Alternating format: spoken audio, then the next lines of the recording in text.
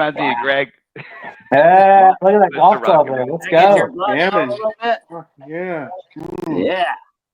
All right, Who was guys. that, Greg? We're Damon? excited tonight to have my buddy Drew and Mr. Greg Hodapp and Mr. Brian Dunbar on with us tonight. Wow.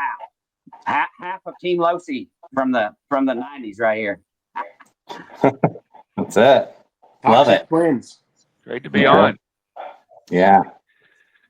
Thanks for coordinating this, Brian. I know we were talking backstage a little bit. Greg has been one of the most asked about, legends in terms of getting on the live cast and certainly to come to this event. And so we wanted to spend some time tonight to just talk about old stories, talk about your guys' relationship. I wanted to talk a little bit about Kinwald tonight since you guys both knew him so well. And we have not really brought Kinwald's name up much lead up to this event. So I just want to talk about him a little bit too, because I think we owe that to the vintage RC community as well as we lead up to this race. And then as we transition, we'll pull up comments. We'll also talk about the race as well and just kind of see where those discussions go all night. So it's just all about fun, organic conversations. And Brian, I'm going to turn this over to you a little bit. Dirk's going to get us posted to a bunch of sites here, and then the comments will start to pop. But I know Brian had a really good intro for Greg that he wanted to kind of start the conversations with tonight. Well, thank you guys. Again, we really appreciate what you guys are doing for the vintage community, for this live cast every other Sunday. When you guys mentioned that you guys are interviewing guys from back in the days, one of the first guys came to my mind was Greg Hodapp. I was really lucky to meet him, race with him, live with him, and have a lot of fun with him. One of my favorite guys to pit with all the time. We just have so many stories. We probably just can't remember any of them, but all of them at one time. We only have an hour here, but we were thinking earlier before this call what we would talk about. We just kind of went off on a tangent, but he did mention something that was really special. Again, Greg, when you think about Greg and you think about vintage, you think about Gold Dust Twins. You think about him and Kinwald, having that union when they were on Trinity. Again, I was telling Greg, most guys from that era, I saw in print before I actually saw in person. Greg was one of those guys as well. When I saw him at the track, I guess he had like kind of a bad boy image a little bit, but when you get to know Greg, he's a very soft-hearted, very, very helping person, but very funny, very sarcastic. One of those guys can always get his car working better every as the race went on. You could always count Greg in. He might, when I show up to a race, my car might suck in practice. He was probably going to suck the rest of the race. Greg could dig himself out of that hole and have the setup. I was always a mastermind when it came to that. So if you were in a hole, copy Greg's setup, and he was more than willing to help. But knew really close, had that SoCal Raceway background. Back in the day when they had the keys to the place, he knew, he was part of that era. But he brought up something to me. He said, "I'm at my dad's house tonight. That's the guy that bought me my first car." And I wanted to talk to him a little bit more. He's sitting right there. Greg, talk to me a little bit more about how your journey started getting into RC. I had RC cars throughout my young childhood, kind of the Radio Shack beaters here and there all the time. And my dad was always into radio-controlled gliders and airplanes and all that stuff. So you'd see in the RC Modeler magazines, there'd always be a couple car advertisements from Kyosho, specifically the Optima. I'd always thumb through that and always fantasize about those cars. Want one, but they were so dang expensive that, didn't really happen for a while. And we ended up moving into a new house we had built. And I literally helped him move all of our belongings from the old house to the new house. When it was done, we didn't hire movers or anything. We did it over the course of a week. And he rewarded me that Christmas with a Kyosho Optima, a Futaba Magnum Jr., a ProTech AC/DC charger, and a couple NiCad batteries, and it was off to the races after that. The needle was in. Yeah. Yes. So what year was that, Greg? What was the year of that? I think that was 88, Christmas of Okay. 88. Okay. Oh, Yeah. you are old. And then it was off to Fantasy World Toys and Hobbies, racing out there at the BNI in Tacoma and meeting all kinds of new people that shared the same passion. Yeah. Scott Yeah. Brown, right? Wasn't that a race buddy of yours? Scott Brown was out there, yeah. Carlos Gonzalez. Yep. Wow. Yeah, you guys had a strong presence up Dave there. Wilson, Barry Torsa, Tom Jones, those were all our fast local guys back then that we were at the time. Who was your first sponsor? First sponsor, man, I forget the name of that. It was I think man, I'm drawing a blank on that. Well, I guess you ran Associated before you ran Losi, didn't you? Associated, yeah. Yeah. But the first little sponsor was a little independent motor guy. I can't remember. Man, it'll come to me hopefully through Okay.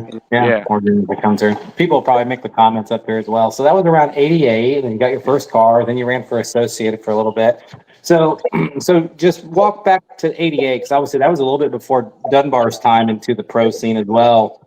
Joel won the Worlds in 87, and obviously the first Worlds was in 85. So do you kind of recall like the buildup of the significance of the Worlds in RC at that time to you, and how that maybe motivated you a little bit too?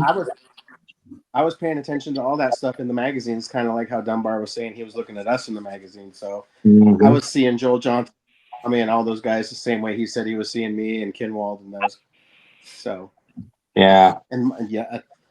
I was wanting to get down there and go to California because it always seemed like that's where all the hotbed was. You got to get down to California and race with those guys if you want to compete. Yeah, that's right. So you relocated down there, right? You were racing up and coming. Just said, heck, I'm just going to move down there next to the track. I went to a couple races down there. Traveled to I think my first race that I went down there was in Visalia at the Norca Nationals. TK's Hobbies, I want to say was called. Does that sound right? Maybe. In Visalia. And then I went to another race in Costa Mesa at the Western Off-Road Shootout or Western Off-Road Championships at RCHR, which was the track back in the day. The track. Everybody was there. Like a nationals, every club race. It was a nationals. Every club race was a nationals. That's awesome. Wednesday, Friday, Sunday. And it was a couple years after that I think I met Tim Clark from Proline at the Visalia National. I was begging him to give me a job at Proline. And I bothered him enough at a couple big races that I went to that he gave me a shot. And I literally packed up all my belongings in my Nissan Sentra and drove to California. Wow, that's awesome, man. I was willing to package body clips for track time. Wow. That Man, was cool, right? yeah, I'll do whatever. I'll work in the warehouse as long as I can get time off to travel to the races. Wow, sweet.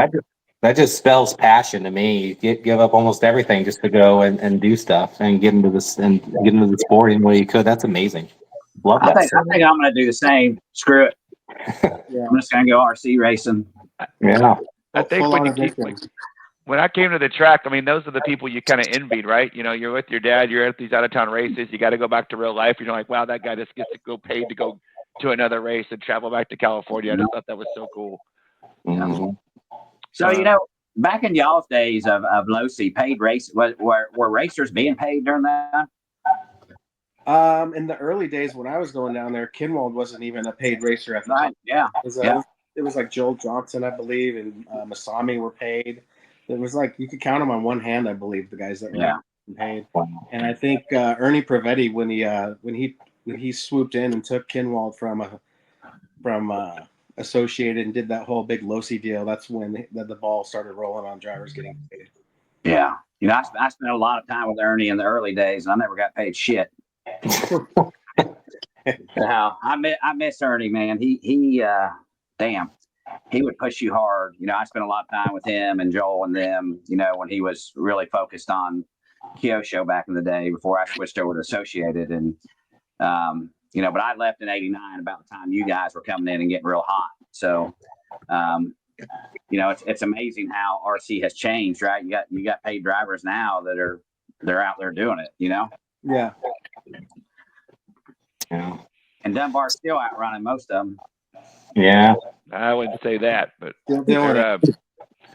their Well- talent's pretty impressive these days. Everybody always asks me. I feel like I'm still the same speed. Everybody else is just that much faster. But it's like learning the technology. Right.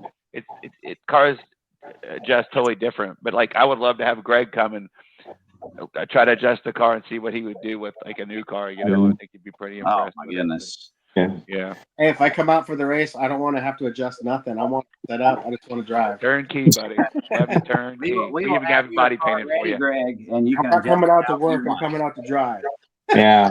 Well, we'll talk about that. We'll talk about that here later. But so I have an interesting bridge here. I always like to bridge things just because as it organically happens. So Dunbar, obviously, I got the chance to meet him back in 2018, and over the past year, I've kind of jumped on board and run the Yokomo platforms and the modern cars with him, and he's been amazing for me. He has allowed me to unlock some setup secrets. Sometimes a little bit extensive, but I embrace it. I joke about this, but he'll send me a setup sheet on Monday from what he uncovered from the weekend. And then he'll send me another one before I get down there on Friday. So I have two different setups that I got to put on the car in a week's time. But the point is that Dunbar talks a lot about you, Greg, and he has continued to tell me that you were the guy that he went to for setups a lot back then. So I think that, Dunbar working with me and giving me all these setups, he's kind of passing on, some of that value that you provided to him when you guys were racing back in the 90s. And, it's amazing to see the things that Dunbar does to his cars. I feel like the cars get really, really good, and then he's still trying to uncover secrets to find more speed. Whereas I'm kind of like, all right, you go test that and I'll just run my heat as it is. But point is that he talks a lot about you. I think he learned a lot from you on the setups as he continued to talk about tonight. So why don't you guys talk a little bit about how you guys first met and what year that was and kind of where that transfer, because I know he went to the 95 World in Japan first with Yokomo. And did you have an AE car at that race, Brian, or were you running a Losi in 95? I was running a Losi. Greg, Okay. I think you were Team Losi, right? Yep.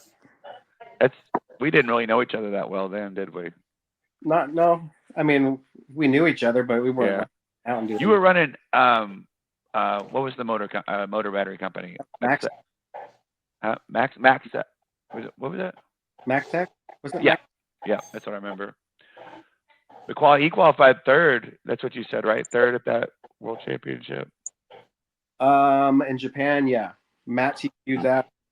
Well, Squared Fuzzies probably screwed you out of a possible win, right? Remember those Squared Fuzzies? Everybody just took off with them, right? That's what I get for not trying them, right? That's right. We were stuck on those Yokomo tires. Yeah. I know Matt had those in practice and was like, "Oh." He's like, "Hey man, you need to try these. Mark, put these on your effing car." And he's like, "Okay." Nobody else would do it, and he just went out there and blistered the track. Yeah, and he kept it really kind of kept it to himself, stuck them under the table, and busted them out later. Yep. Good on him. It was pretty cool. Yeah, I mean, we had that live cast with Francis and Dunbar about a month or so ago, and man, all Matt talked about mainly the highlight of his career was putting those Squared Fuzzies on, and man, it changed everything for him because he was the only one that ran them, right? Well, he tried them first. He tried them first because he already had a great run. He had a run to kind of I think just a to kind of couple of test. Associated guys tried it, but yeah. Okay. Right. Interesting. But So, Greg, when was your first Worlds, Greg? 93 in Basildon, England. Okay, so that was when Kinwald won and Joel TQ'd, right? Yep. Yeah, that was a pretty epic. I actually just put some final touches on that car for Kinwald, for my personal collection. Normally, my backdrop is all my replica cars, but I'm actually in a different location tonight down in Florida, so I don't have that collection back there. But I have 20 some replicas from almost every Worlds from '85 to 2001, and a little bit beyond that. I just cherish those things, but it's been fun to do reports. And you came so close so many times to winning one of those Worlds. I know you finished second in South Africa, I believe, to Francis. And I know you came so close to tasting that victory, just never quite got there. But I'm sure you have so many memories of that. So got close. Yeah. A bit more aggressive in those mains. A little bit too nice of a guy sometimes. Yeah, right. I watched the 2001 Worlds the other day after we had our call with Francis, and they actually had some pretty good video of the cars, actually like an overhead shot of them going around, and there was definitely some incidents that happened there. And then I know that there was like a really cool video of you and Brian debriefing on the driver's stand after the race, kind of talking about it, whereas Matt kind of walked off and he was like talking, they went over there and showed him, he was like shaking and talking about his run and everything. But yeah, you came super close so many times. So let's talk about Kinwald a little bit. I know we haven't talked about that. We talked about in the backstage. We have not brought his name up much at all. Obviously, when you talk about Mount Rushmore of RC, he's on it for almost everybody. And I know you both had personal relationships with him. So your first Worlds was his first win in '93. And then obviously he transferred to Losi, and you and him and Brian and Matt all became super close. So I guess that's where we got to start talking about those stories of that era. Kinwald, bring him up and what he was. I think the one thing that I want you guys to kind of talk about too with Kinwald is so many people didn't see him race in, the era that I kind of grew up in. Talk about like his true talent versus, everybody kind of well known him as like an innovator of cutting up tires and doing things to the car. So talk about that a little bit of just like the talent versus, his, willingness to always try crazy things. And was that his advantage, or was it more the tire or his talent as well? His advantage was the combination of everything. Like he was super talented, and then he thought outside the box. He was such a young guy, would have so many different ideas about the technical side of things and the mechanical work. I honestly, I was kind of doing whatever, learn setup, his brain, always things, and he taught me how to think in different ways. Like, hey Greg, your audio. You got your finger over use your finger over your microphone. Sound like somebody's got a Dremel out. Sounds like Kinwald. It's in the house. Repeat what you said about him again. You were saying. I think with him, it's just his mindset for being so young and so mechanically inclined. He was always thinking about the workings of the cars and the surface of the track, the condition of the track, the softness of the tires, and it's pretty amazing to watch. And BK bars, right? Create BK bars. What? BK bars. Tire inside out. That's what tires, turning them inside out, gluing knobs in different areas, and just it was fascinating to watch, and it changed how I looked at things and approached things as well. Yeah. Put more effort into the setup of the cars instead of just driving it, and went down the rabbit hole with him. It's like I learned how to set my car up how I like it to feel, and he kind of showed me the way. You guys run similar setups, do you think? I feel like his setup was always a lot different than what I was used to. One thing I remember about him, he was always setting his car up to achieve lap times. He was always going out there trying to focus on lap times. And I was always out there trying to get my car to feel a specific way, because I always felt like if I got my car to feel a specific way, the lap time would come. And we never, you might find it funny, but we never really went down the same paths in that area. He's like, my car can be dialed and you never ever try and copy it. And I'm like, well, I don't like the way your car feels. I could really honestly never drive his cars when they were fast for him. They were just a little too on the edge. Screw itself into the ground, as we say. Ryan, how's your car? Screw the fucking self into the ground. You're like, damn. Yeah, and you try to drive it, you're like, holy cow. You are great. This is- Sorry, guys, I lost y'all for a minute, but I am back. Oh, there you I was listening, so. go. Greg was telling us a story. Well, I was remembering a race. It was at SoCal Raceway. It was the Norca Nats, and him and they were Gold Dust twins. And they were pitting together, and obviously shared whatever they were doing together. And Greg came out ahead, and Kenwald kind of noticed something Greg was doing that Greg never even thought about. But Greg, elaborate a little bit on that. I think that's kind of a funny story because it's one of those things he noticed that you were like. I think that was at the Reedy race at SoCal, wasn't it, or was it the Nationals? I used to just take tires out of the package and spray them with motor spray because it would get the mold release off. You'd see brown, it would go from brown to clear. Oh, yeah. Thinking that you're getting that slimy stuff off, and he's looking at me going, "How long have you been doing that? What do you think that does?" I'm like, "I'm just cleaning the mold release off." And he's like, "You don't think that does anything to the rubber, like softens it or anything?" And I look at him and I'm like, "Look at you, Yoda, always thinking." I'm like, "Yeah." I'm like, "I didn't even think of that." And he's Well, it's like, that's how you got more traction than me. I'm like, and you're like, I didn't even know. It made sense. And then it turned into the next day, the days after that race, he's got motor spray and jars. He's filling up. He's got different turpentines and stuff, and he's putting different kinds of scented oils in the turpentines to make the scent different. So people can't tell which putting the chemicals. Wow. And he's, Well, that's where the doping of the tires really was born at. Wow. In off-road, at least, because in on-road they've always doped those foam tires. Oh yeah. Yeah, that's crazy. But I was spraying off the tire thinking I was cleaning the mold release off, and he's sitting there thinking, "Is this guy softening his tires and not telling me?" Right. Like, What no. keep him from me, Greg? That's funny. Yeah. So you credit him with the doping of tires or tire sauce? You think he was actually the guy that started doing it, or was it more you? But In off-road, I mean, yeah. I'm not going to take credit for it. I was cleaning my tires. I thought I was just cleaning the mold release off. It went from there. Yeah. Turpentine. Like literally, the Brian next week he had 6 bottles of different chemicals on his table, and he was testing them. Pulling his car in and, doping up his tires going out. And I ended up winning that race that I happened to be cleaning my tires off with. And for the long time, he thought that I was doing something behind his back to get a leg up. And I was just oblivious. I wasn't thinking of it like that. But he noticed that. And that's probably when you're, okay, well, that made him. I cleaned him off, mounted him up, and let him sit for a while. And by the time I ran, it was all dried up. It wasn't sticky anymore. It was just... when we dope those tires, you want to put it on, you time it right so it's drying and evaporating at the right time, so the tires are still tacky. Wow. Yep. And I'm like, I promise, dude, I didn't do it. I wasn't I wasn't even thinking like that. That's why you're Yoda. Right. We called him Yoda, by the way. He was our Yoda. Yeah, called him Yoda. Okay.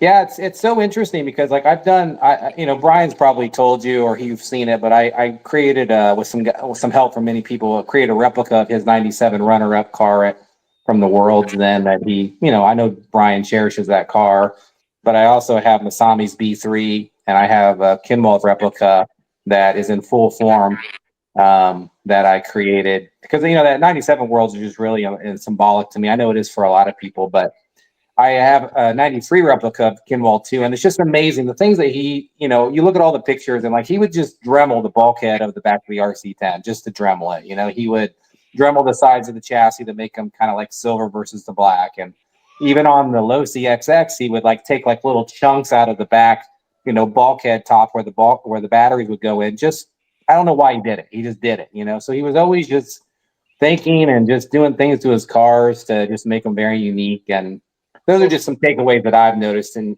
just creating replicas. It shaved a little weight while making it look trick, It's the car. Yeah. There you go. Wow. Yeah. He would trick it out for sure. Yeah. It's amazing. He taught me that. I kind of keep that alive. It looks the be fast, right? You have that mentality. Yep. Well, yeah, I don't know. Yeah, just like his car, the black, its paint scheme, that was just always so iconic, right? Just when that car hit the track, it just looked fast. Looked like a Earnhardt, just right. Yeah, agreed. Just little kid up there driving it kind of thing, just like like he just looked. Yeah, he was. I don't know. It was something to watch. It really was, and he'd be so far ahead sometimes at races. Still probably trying to, he'd be so far ahead, still all of a sudden find more tents.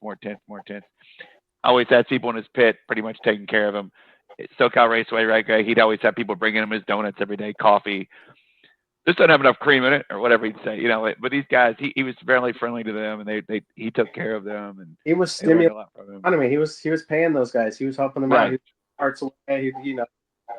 Yeah, He took care of everybody. he really did. Yeah, Amazing. he was something else. So there's a lot of comments coming in about tires here. So one comment is, remember the lighting the Losi red compound tires on fire to get the mold release off? Who found out about that? Do you remember that, Greg? Was the Dirtinator for sure. Catch him on fire. We had to catch him on fire. Remember that? Light him on fire. It kind of gets them hot and burns it in there. Kind of vulcanizes the rubber or whatever it was. Yeah, that was a trend for a while. I think we did that on paper pins, right? Paper pins. Yeah, I love those tires. I think it's because so even in the soft compound they seemed like they had a little firm edge to them, and I think it turned them lighting them on fire kind of gumming them up a bit. Right. Wow. Gotta be careful. It was fun to light them up in the pit, though. But yeah, they had a crack. Then but yeah, I remember that. That's crazy. Dual stage foam. I think we ran dual stage foam. Yeah, and I know Dunbar talked about it with Francis on the live cast, but do you remember going to Georgia, the track in Georgia, where you guys used like diesel fuel on the tires? Oh yeah. Dalton with Keith Manton. Long, they'll get too big. They'll swell up. They won't fit on the rim anymore. Yeah. Wow. Diesel fuel. That sounded really toxic back then, but innovative at the time, I guess. In the early days of saucing those tires, I believe it was Georgia as well. That was when turpentine, I think, was kind of the hot ticket. Diesel fuel. Oh well, yeah. Do them outdoor. I remember Junior, they went to Home Depot or whatever and got a gallon. They dumped a bunch of tires in the bathtub at one of the hotels and filled it up with turpentine. Timed how long it was in there, and then pulled the plug and drained the turpentine down the plumb. You did it to gold tires, I think, and then they came out with silver. Gold or HD gold. It was gold at that time. Yeah, then they came out with silver, and you didn't have to do it anymore, I think. Yeah. But that's great, right? Fill the tub up with and pull right. Yeah, I'm sure that took maybe a year or two off your life. It smelled so bad. Diesel fuel in Dalton, we were all using diesel fuel at the time. Diesel fuel. And man, wow. Polished black. Yeah. Now that's how they all look. Yeah. Kimmel had that setup too that worked. They had the sway bar setup for the 2-wheel drive. Have you ever used that one, Greg? Double X. Which one? He had like a setup for slick tires for smoothies. I don't think it was a sway bar setup, and you did something every time if that track surface ever came out anywhere after the Double X and put that setup on, bam, you had it. It's something he just came up with. It always worked. Man, yeah, Brian's tried that for sure. But speaking of innovation, Greg, talk about X Factor. Can you guys see me on the screen? What's that? Can you guys see me on the screen? No, you're not. You're all black, Dirk. We can hear you. You're like the Wizard of Oz. We can hear you, but we just can't see you. Yeah, I'm noticing that on the video live as well. So interesting. Yeah, it is interesting. You kind of popped off. It was like showing like a little icon in the middle, and then all of a sudden it popped up your name for a little bit. So it seems like it's trying to reach you, but we can definitely hear you. So continue to chime in as you see fit. Okay, Brian. Okay. X Factor. I was going to talk to him. Greg won the national championship with a car that nobody else had at the time. Yeah, the X Factory by Charles Sinclair and Paul Sinclair. Yeah. They manufactured their own, which basically turned a double X4 into, what was that? There was a single belt. It went from 3 belts to 1 belt. As far as this good, just imagine how good it'll be with 1. And it was a lot more efficient for sure. And it all came from Connecticut that one year at the Nationals. Yeah. And Greg, I thought that was pretty badass. I know the Sinclairs and Paul, they were the first ones, I think, to put a motor inside the 2-wheel drive car. It wasn't hanging off the back, right? Yeah, they sure were. Great father and son duo, but Greg, that they got Greg on the team and he performed, and I gave him a national championship. That was great. Yeah. Greg, did you put a lot of time in that, or did Paul kind of have the setup figured out already, or how did that work? Was that a lot of? We just messed around with it. I traveled back there a few times and tested at the track and just worked together on getting something that went around the track smooth. That track was bumpy and sandy, so it needed just went through good. You think the battery, the way it was a sideways battery too, right? As opposed to like a battery that was like long, parallel with the chassis. Does that make a difference, you think? Hard to say. Remember we ran our batteries that were kind of like in line with the chassis, but that one I remember was like what we run them today. I wonder if that had anything to do with it too, but I just thought they were kind of, ahead of their time, but I thought that was really cool. And then you said you won another national championship. With not with X Factor, just that one. The Norcanats. And that was a Roarnats in Connecticut. Okay, gotcha. Wow. And then a bunch of podiums. Yeah, a couple of podiums. TQs. With them, no, I didn't have any with them. Well, no, I just mean in your career, you've had a few of them. It's hard to recall all which ones specifically, but a lot. Yeah, I wish I could. I remember mine. I only had one that was winter champs. You had a bunch. Maybe 5. Not a lot. You were there when I TQ'd my only big race really, which was winter champs, and we were pitting together, and you were just kind of like giving me shit, like, "I'm gonna get you. You better go. You better go." That was you. And I got third, but I think I had a long night before. Man, let's not talk about those. Yeah, I know. Got to go at some point. So, Greg, what was your most memorable world that you raced in? Do I say it? The one where Masami got me.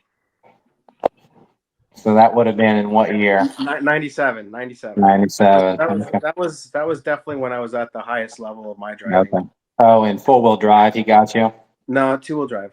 He ended up getting out the TQ, and I was second. And yeah, I don't want to cry over spilled milk, but yeah. Okay.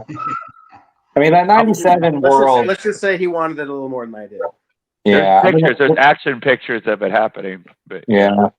I mean, the 97 Worlds is like renowned as maybe Jason Rona says it best. There was an interview with him where he talked about the 97 Worlds being kind of like the pinnacle of RC racing. And he clarified it by saying it didn't actually go down after that. He just felt like with all the buildup and all the legendary things that happened at that race, it was like the pinnacle of what he calls the RC world. And obviously Dunbar had such an impact on that race, as did you. Just talked about it. Masami was there, won in full-wheel drive, TQ'd, and then, of course, Kinwald won it. So, and that was the first Losi world title, right? Yeah. In 97, yeah. So, I mean, that really set the standard for pretty much. I mean, like I said, I have the podium of all 3 of those cars, and it's so symbolic to me, obviously, my relationship with Brian, but that 97 Worlds was pretty epic. I mean, even we talked about Francis with it, about how he was the defending champion coming into it. And it was so hard for him to watch that AMA because he wasn't in it. But it was so, but he talked about how it was really cool to see all of his friends, and of course, Kinwald and Brian. Well, you're probably a part of the testing. He said they all tested in the heat. And then it ended up that week it wasn't hot. So the setups didn't kind of work for. We tested a lot leading up to that. And I think Kinwald, and he was kind of he wasn't his normal self leading up to the mains, and I think he put my full setup on, and it kind of went the way it did in the mains, but with my setup on, and that's a bitter. I was at my highest peak. Well, Greg's catching up again. With that. Oh, I get there. Okay. The audio is You said you were at your peak, and you said it's something. No, yeah, it was kind of bittersweet. I was at my peak, and it didn't work out for me in the mains, but it was sweet in the sense that Kinwald ended up coming through to take the win, and then you had Dunbar on the podium as well. So I went from 2nd to 6th, so I was bummed about that. But at the end of the when the dust settled, still got to cheer for Kinwald, Dunbar, Team Losi's first world championship. So it was still cool. Speaking of that, Matty G said hi, Greg. Yeah, Matty G. Matty G in the house. What up, Matt? That feedback we're getting sounds like a Dremel. I think Dirtnator's trying to talk to us. Yeah, it could be. Is he still doing that? He was the king of the Dremel. Always making stuff. Y'all see me? Yeah, we can see you now. You definitely sound a little echoey wherever you're at now. Yeah, I'm in the office. Okay. Yeah. So let's see. Big horse dong hanging back there behind me. Yeah, that's okay. We can see you now, hear you. Yeah, it's interesting because, Greg, you guys keep talking about it, and so many of the stories that you're bringing up, you were so influential in all those stories, the setup and being a part of it and, working on the tires, and Kenwell watched you. So, I mean, obviously you're talking about it and the vintage community can hear this. You're very influential as a legend of this event. So, or a legend of RC in general. And so as we start to transfer more about our event and some of the legends that we're talking to, we definitely want to talk about how we get you here and what that would take. And I know Brian wants you to be there as well. So we'll get into that a little bit more, but there are a couple other questions that have popped up. I think an interesting one to kind of bridge it a little bit is there's, let's see, John Zamet was asking about, do you have any of the cars that you raced with back in the day? Would you believe me if I told you no? Well, most of the guys don't have them, so. I never collected any of them. Wow. Did you give them away, or? Over time just gave them away. And Did any go to Losi, like in a trophy case at the factory? There might be one or two there. Yeah, I mean, I never got that big win that would get that case status, never that world title. But Do you have a favorite car, Greg, from the past? Favorite car have to be the Double X before the CR. The Double X, we were drilling out the rear plate and putting toe inboard instead of outboard in the hubs. That was probably the sweetest car. Yeah. Is that the one they call the EA? It was kind of the transition car. No, I don't think it had a name. It was just the Double X with the modified pivot plate. Bill Johnson TQ Worlds, right? Is that what it was? Yeah. But I don't think they did that to the toe at that race at that point in time. I think that was just a straight up Double X that they did that in Basildon. Yeah. But the CR came out, and it was kind of a version of that Double X that had the toe inboard instead of in the hub carriers. Interesting. So it came with a suspension mount that you could choose 0 toe and then have the toe in on the hub carriers, or have 3 degrees toe side and 0 degree hub carriers. We didn't go up and down back then, did we, with the hubs? Not at that point, no. Now you go up, down, left, right. It's crazy. Oh my God. Yeah. Even when I talk with Dunbar at the races about the pill swaps and the hubs, I'm like, oh yeah, if you take the one up and you flip it, it's 2 up, and it sometimes doesn't quite register in his thinking. But yeah, he's used to the days when you didn't have to mess with the hubs at all. I remember there's things you could keep constant back in the day. So all these changes, from my memory, I'm like, oh no, you always keep 2 degrees anti squat, 3 degrees toe, or 1 degree anti squat. You never adjust the toe. That's it. You know what I mean? Like, we always kept that. If you mess with it, it didn't really work. Pro squat worked when it was really slick at like Florida, but other than that, you just kept it that way. Anybody ever goes to 3 degrees anti squat or anything like that, I'm like, it's too much, right, Greg? I mean, that was too much. Yeah, that's kind of extreme. Yeah, works good in the bumps, right? Or just get over a jump or something like that. Yeah. Pro squat. Today's setup sheets, I've looked at them in the last couple of years, and it's just there's so many. Like, it's kind of it's daunting. It really is, man. You have no idea. Which piston you running? 2 mil, 2.5 mil, 2.7 mil piston thickness. It's crazy. It's a lot, isn't it, Brian? It's just, that's why I don't like the modern cars. Spring cups, right? Spring cups, where you run your spring, right? Low or high. That's a huge difference. We didn't have that option back in the day. Yeah. Greg, remember when you used to unscrew shock bottoms? We just go 1, 2, 3, 4 to extend your shock. Yeah. Did you ever measure with calipers? No, you just went by turns, right? Right. Now that matters. What stroke is it? 28.2 millimeters. Yeah. How did we get away with that? It's I think so precise now. From back in the day where it says 2.5 turns out on the eyelet, right? Yeah. Yeah. Maybe. Yeah. But how old was that eyelet? How much did you over-threaded it in there? Where was it when the other, did you measure? I don't know. Put a drop of super glue. The way you got them right is setting them on the manual. Yeah. It's so there. it's A so dog funny to bones talk about level. that. Dog Yeah. bones level, front arms level. Now we get this little gauge out. You know, you Yes. get, Yes. Oh yeah. Yeah. It's so funny to talk about that because I was literally this week. I'm building up the Francis B2 that he's going to run at the event. Right. He's got his replica body and everything, and I'm working with Adam Rails a lot on behind the scenes stuff because he's just so good with knowledge of those cars. And so we were talking about it over texting, and I'm like, can you measure the stroke on the back of that car that you have there? Because mine is like, unscrewed a little bit, or, the one that's on my Masami replica is screwed in all the way. But yeah, you guys just unscrewed them. And then he's like, I don't remember. We just basically ran them till the dog bones were almost falling out of the outdrive or something like that. So yeah, it's pretty crazy. Greg has an on-road pass too. Remember when, or was it where was it? Was Huntington Beach? They had a on-road course and an off-road. And for a while, on-road got real popular. That was the second SoCal. They had both indoors.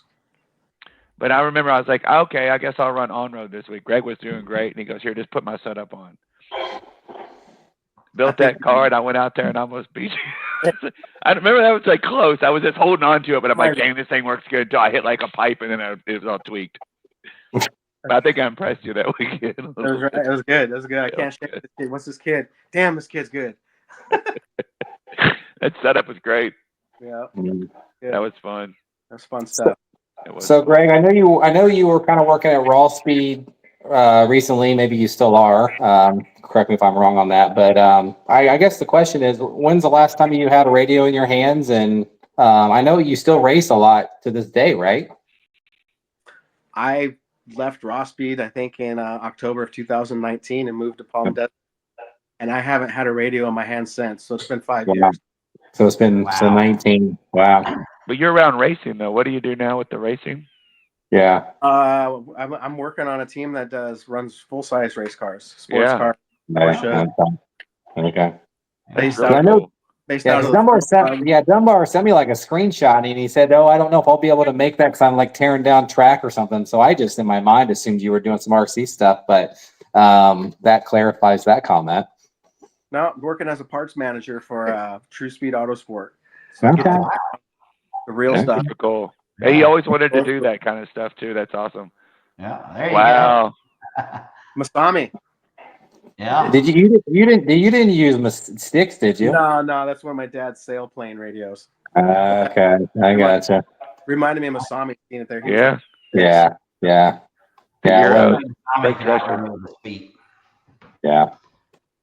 Yeah, I mean, Masami, what a talent there. I mean, I've seen videos of him where he puts it down on the chair. He sits on the chair with a stick radio and does it with his toes. And that guy was pretty epic. I mean, you can talk a little bit about stories with him too, if you'd like. But I mean, I don't know. I mean, his jumpsuits, it's just, he had such an aura from a perception of someone that's never met him.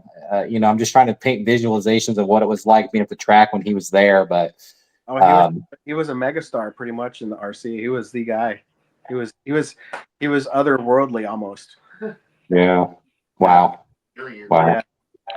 But him and his dad were a great combo, right? I mean, they had Yokomo's. I guess he helped a lot with AE, but I mean, they were was the dad kind of mastermind behind the setup for the most part? His dad always worked on his cars, dialed in for him. Masami he was such a mentally disciplined guy. He was just focused and like prep and do his meditation and all that stuff. And he would tune in. It was most of the times it came over. Winter Champs, there was a year where he was driving, right? And all of a sudden his car like flies off the end of the straightaway. And he looks down his radio and he goes right back to normal. Apparently what had happened is the spring broke. It returns back and you never would have known the difference. Like he just, like, damn. The throttle? It was throttle or maybe.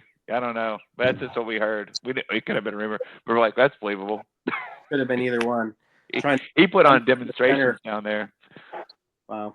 Kind of like Kenwell did with that, like that real loud car, that 4-wheel drive. What was it? It was had the front wing on it. Predator. Yeah. Yeah, he kicked that thing a mile away. Yeah. It was cool though. That was a cool car. Greg was one of the first 30 to debut the Double X 4. You, Butler. Ken Wald, and with the John Anderson. Yep. Yeah, and Wagon Wheel. You all first three to ever hit the track at the Nationals. Think And that those- car, that platform was still around until years ago, like just a few years ago. Wow. Yeah.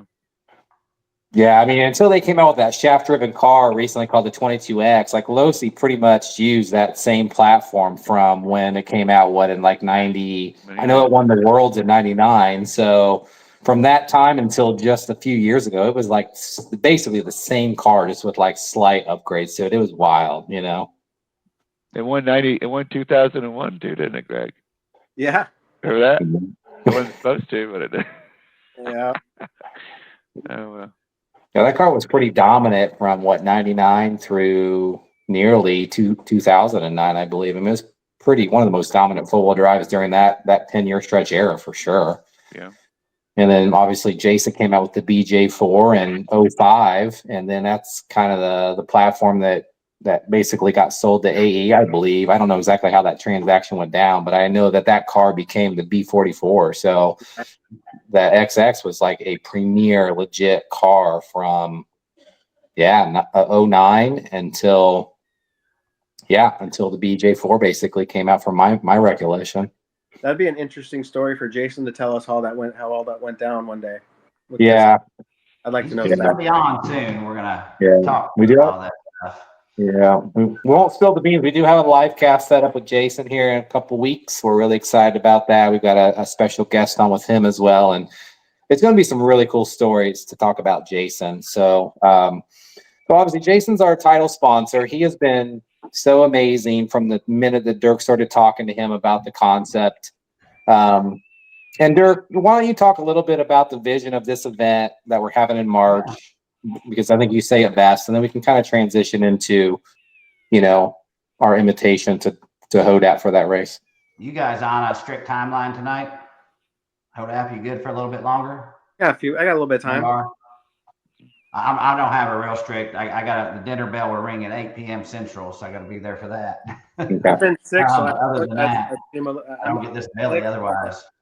So there are some questions, and we'll get to them in a minute. But let me talk about the race. So, I was just like you guys. When I was younger, I was traveling the world, traveling the Nats, and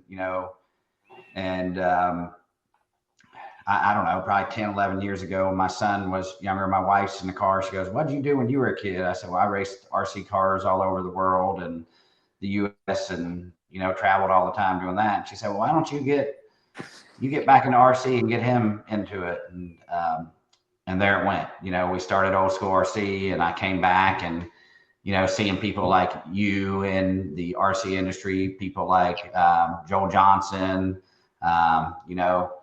my buddy Curtis Hustings, seeing Masami still in it. And I was like, social media had made it real easy to get back in touch with everybody.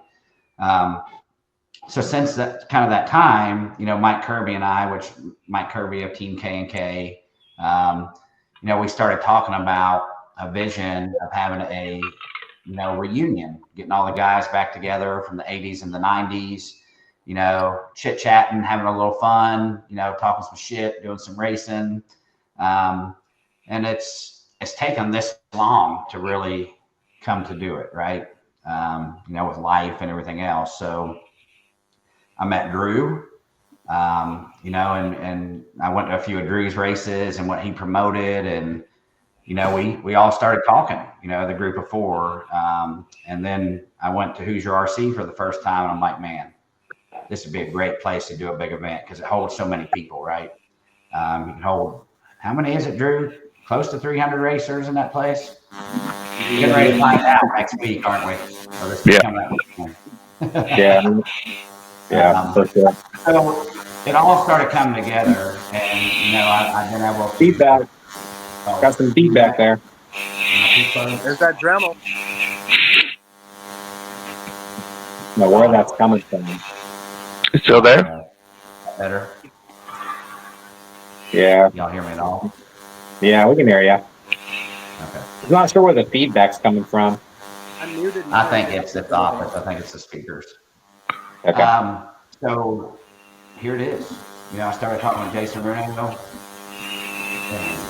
and I have a great relationship now for about 10 Is it still bad, guys? Yeah, pretty bad. Is it? Yep. Hit the mute button and see if it does anything, so we can track down who it is. You probably, right? Yeah, what? There. See, now it's gone. Give me a second. Yeah. Whatever you did right there. Yeah. Well, now it's back a little bit, but it turned off when you went there. But Give me a yeah. thumbs up if you hear me. No. To carry on what Dirk was saying, they had this vision and the platform was right. You know, Hoosier RC is an amazing place. They have the Clash of Champions next week. They have the Nats coming up this year. Obviously, they're going to host this vintage, Clash of Champions. They have the INS race every fall that Dunbar and I race out as well. It's Dunbar's home track. So what a perfect fit. And then, once I kind of started talking to Kirby a little bit and Dirk, I was flying back from Pebble Beach and I knew I had a layover in Salt Lake City. So I was like, all right, I'm going to reach out to Joel. I know he's there. I'm going to talk to him and have dinner. We had dinner and I got his buy-in on this concept. And I knew that I had Dunbar support, Kirby, Dirk, Eddie, and then obviously we had Joel. And then it just started to steamroll from there, from our standpoint with Brian gone, with, I look at, Joel and Masami as some of those other, iconic ones. And obviously a lot of barriers to entry with Masami, but we had Joel. And then all of a sudden we started talking to the AE camps and we started talking to, Francis. Dunbar hooked us up with that. That was a huge thing. So now it comes down to how do we get Hodapp to this race, right? I know Brian wants you there. I know Dirk and Kirby wants you there, and I certainly do. And so I've been very instrumental in the past with some help from some other guys about getting Dunbar's XX runner-up. I know there was a comment from Jerry Walter here that he said he still got the XX we ran at the first BK Classic, or do I have to build one for you for the race in March? And then obviously Kirby from K&K, he has like about 1,700 RC cars on his farm there, and he will provide any parts that you need, the car of your choice, a clear body, whatever it takes to get you there, Greg, we will do it. You just need to tell us what has to be done to get you up on that stand in the Legends Invite class with all these guys. So we're kind of rolling the red carpet for you. You don't have to commit, just like Francis did, but we want you to think about it and we want you to be there. You're important to Legends. So when Brian presented this to me maybe a month ago or so, I already ran it by my current boss and told him about what's possible and what's on the radar. And it doesn't look like those dates conflict with anything we got going on. So I'm down. I'll go. You guys just tell me how to get there. Goodness. So Jerry Walter, you hear that? I have one stipulation though. I want to get there 3 days early so I can practice for 3 days straight. okay. Yeah, okay. I'm joking. Okay. No, that's good. Well, hey, we're gonna have a little fun at the casino. So being there 3 days early may be fun. No, I'm joking. Can't be there that early. Okay. Same amount of time as everybody else. How about Thursday? Thursday? Yeah. I just know gonna need some practice. Yeah. So Do we you have just an stay. official confirmed there? Yeah, let's do it. Let's confirm it. Woo! All right. Oh, my There you go. goodness. There you go, vintage community. We did it. We pulled another amazing name. So we're gonna. I don't know. You saw your trading card that we came out with that didn't have confirmed on it yet, like it did with Brian's. So I think what we'll do is do a separate post here soon and confirm you and get you added to this Legends invite list, which is awesome. So we're really excited about that. I think my current boss would be mad at me if I didn't do something like this. He's a racer guy. He's a race team leader, and he's awesome. Yeah, awesome. Well, we'll lay the red carpet out for you. We do have a lot of really cool things planned. We have some nightlife things planned for the Legends as well. We're buttoning those up. Brian's been in the loop on some of that, but there's going to be some nightlife stuff to do as well to keep you guys engaged. We've got some cool presentation pieces. We're just doing a lot of things, Q&A sessions, autograph sessions. This race is a lot about you guys. And then we're also bringing the vintage community to this platform so that we can race together. They can interact with you guys like old times, but also, as Brian has mentioned, it's like a party for you guys to be all pitted back together. And I know that's important to all you guys. So the Legends like Brian and Matt and Joel, they have been so instrumental in talking amongst each other behind the scenes without, me being involved or Dirk or Kirby. And you guys are coming together as a group just because of what we're providing as a platform. And that's really cool for us and makes it all worthwhile for what we're doing. So we're really excited about that. Yeah, when we talked to Eustace, man, he was so freaking excited, like a kid in a candy store. Is he confirmed? He is. He is confirmed, Yeah, he is. He's so excited. And there's going to be, I don't know if you had time to watch the video, but if you do, watch the one with Eustace. He actually made a huge announcement that a lot of people have been waiting for in the vintage community on our live cast. He was so instrumental to me as a kid, and he was, my top 3 list because I wanted him there, right? Because he did so much, and having him there is going to be amazing for sure. I think he's done so much for the industry over the years, and continues to, right? So yeah. He was my first exposure to somebody from California coming up with. We used to have a race called the Hank Carey 240 in Spokane, and he would come up from California and attend that, and it was like an alien from another planet with just his cars and all that. It's like, he's from California. It's Eustace Moore. Blah blah. He still looks the same. Yeah, he does. Yeah. He don't seem like he's aged at all, like the rest of us. He's one of the nicest. Yeah, he is. He was so excited. His impact in this sport was more than I ever realized. I mean, we had like 15,000 views on that video.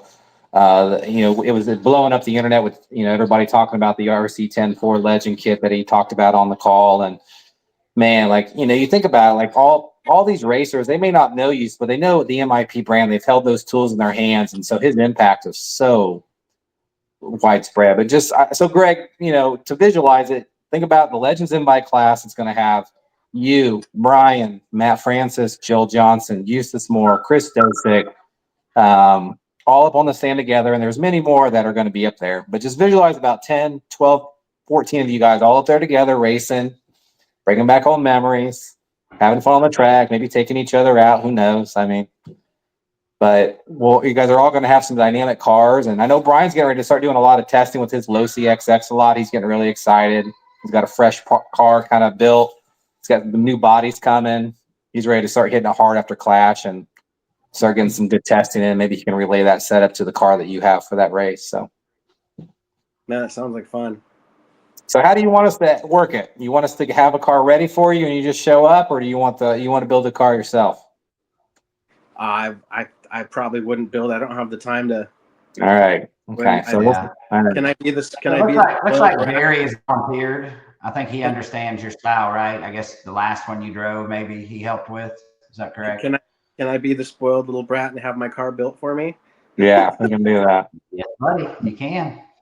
You just what you need to do is just stay in touch with, Brian or whoever. I guess we'll just leave it for Brian for now. But just let us know if there's any specific parts that you want on this car. If there's any specific electronics that you would prefer to have. We're going to put modern stuff in it, but if there's any certain brands that you prefer to have in that car, let us know, and we'll make it come to life. I think if Brian's happy with it, how it works and how the setup feels, I'm going to be happy with it. Kind of like how he meant when I handed that on-road setup to him. He, All right. Okay. I think we have similar driving styles, so I'm pretty happy with his setup. All right. Well, Dirk, we'll work behind the scenes. Dirk and I will, and Kirby, and maybe even Jerry, and figure out where this car is going to come from. Get a body painted up to your specs so it looks like you're ready to go when you get there. It'll be fun. Sweet. Let's. Do you have an old paint job you like the most? You have Just any that pictures of your old cars? I sent Dunbar a picture of an old slide that I had dug up. Okay. I texted you earlier today. That's that scheme, that color combination. Okay.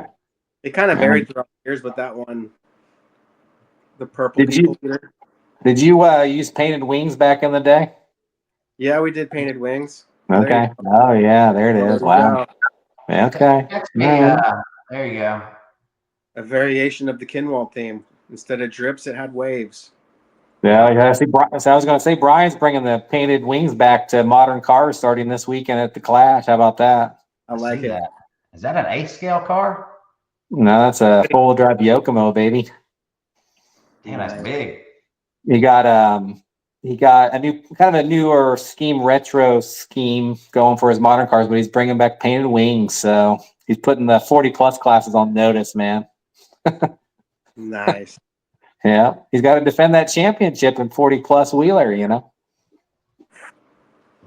he's got a really good wheeler setup right now. I'm kind of in love with it. I know we're kind of a little bit on different ends with the 2-wheel drive setup right now, but he's going to find his place with that one here soon too, I think. So, all right, yeah, we'll just stay in touch with Brian and Greg, and it's going to be amazing. I can't wait to get a post written up about your confirmation. I know the community is going to be super excited. This race is going to be huge. It really is. We didn't know how big this race could be and how widespread it was going to go. But I mean, we've had guys talking about coming from Australia, Puerto Rico, Europe, of course, the United States. This race could be pretty freaking epic. And the more that we snowball and have guys like you that are confirming and coming, I mean, it's only going to make what we're doing even that much bigger. So we're super excited about you. Even aliens from California are coming, Greg. Nice. My dad just said he wants to go. Okay. Yeah, you should. Make it a family trip. There you go. Him and Dave are going to just sit together and talk about old times, man. That would be cool. Did y'all's dads know each other back in the day? Say again? Did y'all's dads know each other back in the day? No. No. My dad got me started. He didn't travel with me to races. Okay. Ryan, I don't know if your mic's working, Dunbar. Is it? Who's out racing? Yeah, my dad was too busy racing go-karts and all that other stuff. Yeah. I moved off to California to chase RC, and he was up in the Northwest racing go-karts. Oh, that's dope. So yeah, there we go. Hey, we got Brian back. You were on mute there for a while, my man. Gotcha. All right. I thought that was the one that was making the noise. Yeah. Well, cool. Brian's Greg, excited. I'm so glad you confirmed it. So I tell you, these guys have really put a lot of time and effort into this. I'm really glad to be a part of it. Dream come true that it's at my home track, 15 minutes away. It's an awesome venue. You're gonna love the people that run it, the locals, the facility. They're really going to go out of their way for this. I don't think you're going to see, I don't know if we'll ever see another event like this. So, as we're friends, it's really important that I'm really glad you're coming along with everybody else. I mean, the names that you've named are idols to me as well. So to be included in this group of people is kind of it's surreal in a way. So I couldn't imagine saying no to it, honestly. That's how it feels too. Yeah. Yeah. And we got a lot more to come too, Brian. So thank you for saying that. It has, and like Drew said earlier, I know my feedback was happening earlier or whatever, but this vision, it almost cheers me up to see it all coming together, because it's been a lot of thought and a lot of effort. And, there's been people try it. I'm wearing the shirt from my buddy, Eric Reichert, which the Vintage Nats is getting ready to have its 18th year running. And he called me the other day. He said, Dirk, you're doing what I've not been able to do. I said, it's not me. It's a group of people that's doing it together. And, we're working hard. You can't, sometimes it takes a community, not just a person, to pull something like this off. And having the right people, the right sponsors, the people behind you that are going to support it, because you can't do it alone. And that's what I'll tell anybody. I can't, you can do a lot alone, but, trying to pull something like this off, it takes time. There's so much work, that Drew does in the background and that we all do in the background to make this happen. But, a lot of effort goes into this. Super cool, man. You guys keep it alive. You guys do a great job. And I don't think you can't imagine, it being successful without you, Dirk. Appreciate it. You and Drew. And Greg, can you imagine, can you even perceive that this vintage stuff would even been what it is? It makes me feel old, but I'm thankful to be part of it. Don't you wish we would have kept all those wheels and parts and stuff we threw away that people are paying a lot more for now?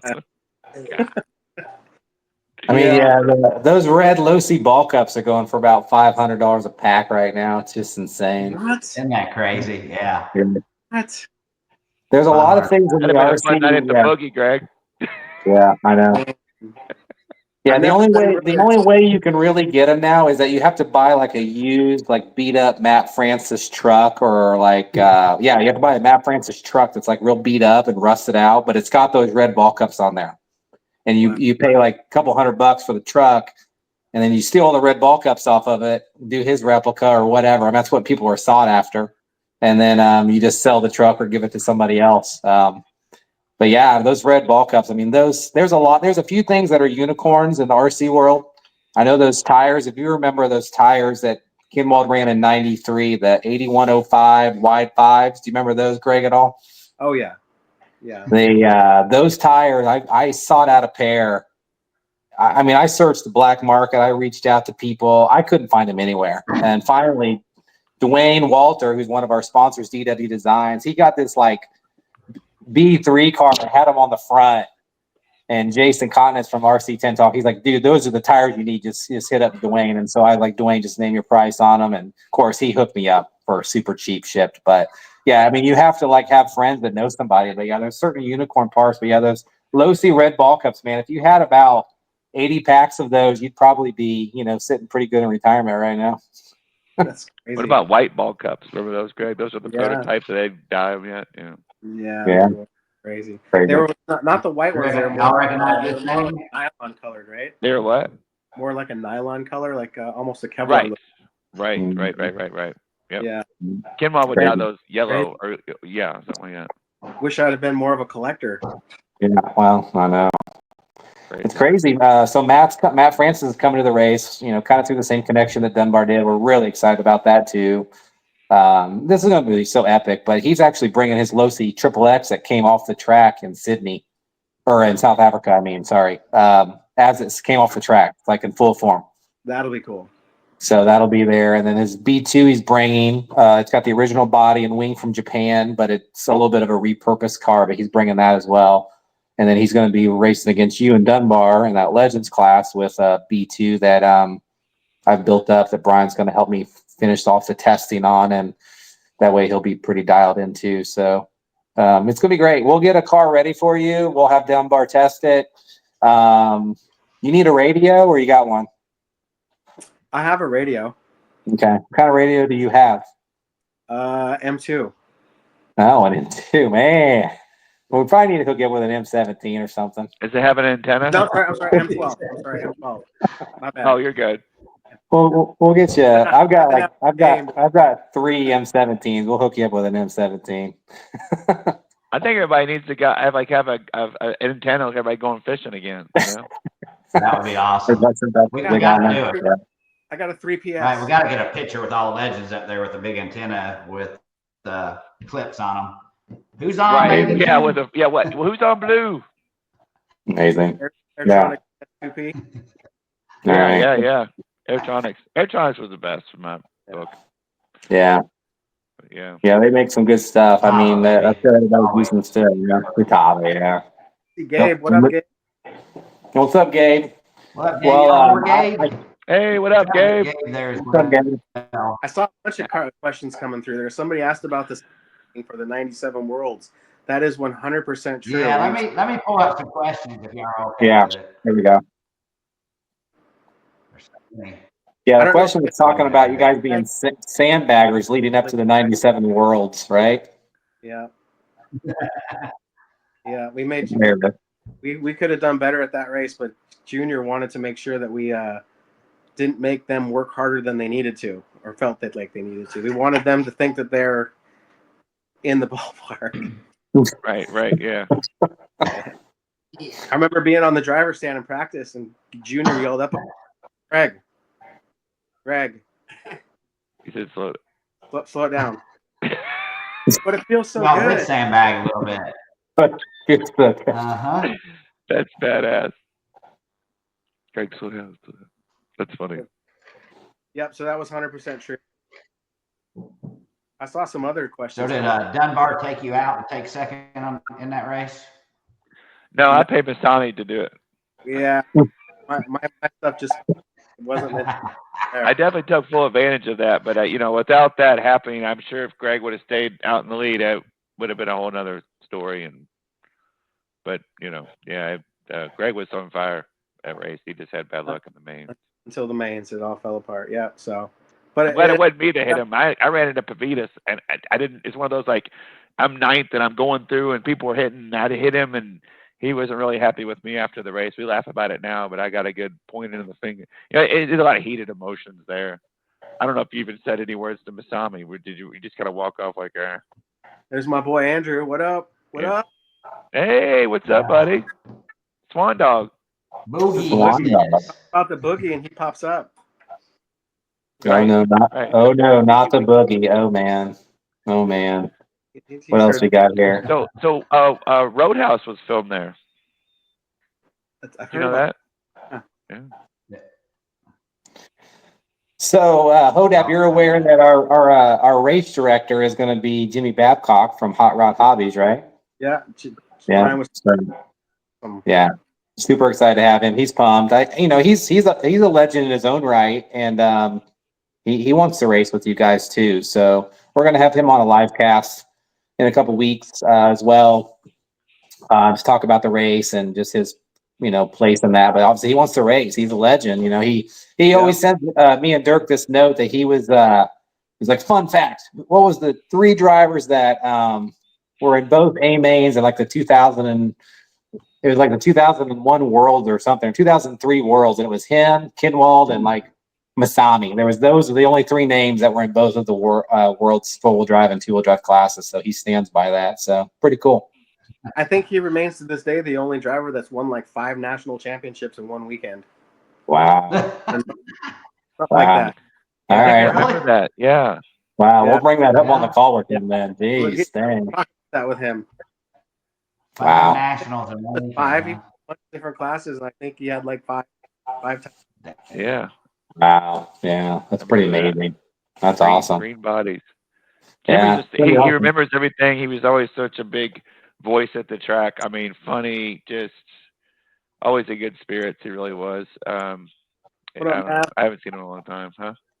No, Maverick, yeah. Maverick was really instrumental. He wanted Hodapp on one of these live casts. Maverick's yeah. raced some of my cars for me in the past, and man, he's a true passionate kid too, and he loves Yeah, he Greg is. Hodapp. He loves Greg Hodapp. So I think I'm sure he's got one of your bodies probably in his garage. I'd have to confirm that with him, but Maverick's a collector of some of that stuff too.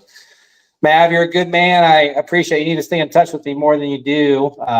Maverick TQ'd at one of the Pro Line races in my World's car one year. We had a great time doing that outdoor stuff. I hope Mav comes to the race. But Maverick works for a race team as well, kind of like Greg does. So they share that connection as well. Yeah. I see him at the track once in a while. Yeah. Good. They sent me. Oh, yeah? I call him sometimes when I need parts advice. He knows his stuff. Yeah. He does. He does. He's really into it. Where'd you source those pads at? Yeah. He loves RC stuff too. And yeah, Maverick, you need to come to this race, buddy. I know you've got like a B2 or a B3 that he runs, and he needs to bring that and get here and mingle with all these guys. So, all right. Well, I mean, There. any other questions that we missed here? We got to have Kyle Reed there, right? He's like Kyle the comet of all time, right? Oh boy. Him and Michael Kyle. Ellis of Skull Racing. Were you part of Skull too? Know that? One of the original Losi crew. Yeah. Mhm. Man. His car in the magazine was badass because he had the Were gold you a part shot of Skull Racing too? and the wheel disc, huh? What's that? I said, were you part of Skull Racing as well back in the day? No. I wasn't part of that. No. Refresh my memory on that. So Skull Racing, Michael Mike. Ellis that kind of started it. Remember the old crushing your head No. scenario? Mike from Michigan, he Yeah, Mike's name. Wasn't in He on would that. know. Yeah, there's some YouTube video out there that he did and footage from the old days. I'm sure you're in it, but it's like from Winter Champs. Awesome. Funny. The nostalgia. All right. Well, yeah, there's Kyle. Yeah, Brian was telling me some funny stories about Kyle before too. I won't say those on the air, but they're pretty funny. What is rumors I heard? Dean Carnes always talked about Kyle Reed. Man, you hear about Kyle Reed? He was there and then he was just gone. We didn't see him anymore. But We got to get Kyle out. Hopefully. But he was part of that Jack Johnson, Gil Losi, Ron Rossetti. Yeah, the OG Losi. John Anderson. Yeah. Yeah. Those are the OG, yeah. He's been around for a long time. Yeah, I think Dirk asked this question, but anybody specific that you're excited to see at the race now that you're coming, Greg, more so than others? Any other specific names out there? There's too many to pick one. I mean, I think it's pretty awesome. Masami's confirmed, right? No, Masami's not confirmed yet. Joel Johnson. We need to get him on a live cast. Yeah. Yeah, Start working on that for me, Hodapp. Yeah. Like I said, everybody keeps asking about everybody. We are talking to everybody. Dirk is having conversations with everybody. I'm having conversations with the other ones that he's not. So trust me, there's no stone unturned about who's coming to this race. It's just a function of whether or not we can get them all here or not. Jam and Jay may be overseas during the race filming like some Hollywood movie. So we're working through that. Obviously, there's some barriers to entry with Masami, but we are working on everybody, and there's lots more to come. So everybody just got to stay tuned. We got to keep you guys on your toes, and you got to keep selling tickets to the race too. So I'm just excited to see everybody and excited to be included in that group. Pretty awesome. Good. Yeah, I mean, Greg, just like Dirk said, I think up to this point, there's only been like a vintage race that's had two legends, so to speak, at the event at one time, and that was when Jason brought Kinwald to the Vintage Nationals one year, or maybe it was even at CRCRC. I can't remember where the race was, but the point is that two max is the standard, and we're shooting for 12 to 14, and maybe more. So, and that's just the big names. That doesn't mean all the guys that had a huge impact behind the scenes with brands and mechanical work and tires, etc. that are going to be there supporting the race too. It's going to be pretty epic stuff. I think it sounds like you're going to have legends that span 5 decades, right? From the 80s to the... Yeah, I agree with that. Yeah, I mean, we're definitely going to have them from the 80s, 90s, 2000s, 2010s, and then, of course, current. So, yeah, we're all going to be there. Any chance of reaching back into the 70s? Is Butch Rolls, is he in? People have there? He's in Japan, isn't he? Yeah. He picked us up at the airport and drove us to the top or something. Yeah. He's still over there. I don't know. Maybe. Oh, yeah. Kirby just posted. Yeah. Bob Novak. So I know he's been discussed as well. I mean, that obviously he had a huge impact on RC from the very beginning, right? I mean, could be 6 decades. It was like 70s. You're right. Right. Wow. So we'll continue to work as much as we can behind the scenes and turn all these stones. I mean, I know Dirk's got a lot of relationships with some of those guys, from the 80s, even before. And, a few of them are, kind of having some health issues too that we're working through and trying to, see how they can be incorporated. So, there's obviously some other life things that kind of come into play, trying to get some of these guys here and if they can even make it with just some of, scheduling, but also with health issues too. It's, how life goes. Yep. But we're going to make this pretty epic. So, well, Brian, it sounds like we got to do some testing with the Double X platform for sure and get not only you up to speed, but get Mr. Hodapp up to speed too. So, you start in January. Yeah, we're going to start in January. That's right. All right, guys. I want to thank y'all again. I'm gonna have to start. Go ahead, Hodapp. Sorry. The old Super Nintendo and start practicing with some Super Mario. There you go. Sharp reflex. Awesome. Help. All right, Dirk, go ahead and do your final send off. And bring this to conclusion and keep in touch. We'll get you hooked up, Greg, with the car. And I'm sure DW would love to paint your scheme. I would love to have him doing it, being he's a sponsor of the race. And we'll get it hooked up, man. Thank you from the bottom of our hearts for doing this and coming out and having fun with us. And a special thanks to the sponsors. JConcepts, our title sponsor. MIP is one of our platinum sponsors. We've got Team Associated as a platinum sponsor. My good buddy Heath Mescal at Cal RC. And, of course, our founding fathers, Mike Kirby, Everly Kirby, Team K&K. We've got Eddie and Angie of RC Hobbyplex. And, of course, Drew Boyd Racing and Old School RC. So thank you, guys. And, Greg, we look forward to seeing you. You can connect with Dunbar, reach out to any of us. We may even start a group Facebook Messenger if you're okay with it. and make sure you're getting everything you need to have a successful fundraiser. Awesome. All right. Sounds great. Thank you, guys. I'm That's excited. it. Thank you, guys.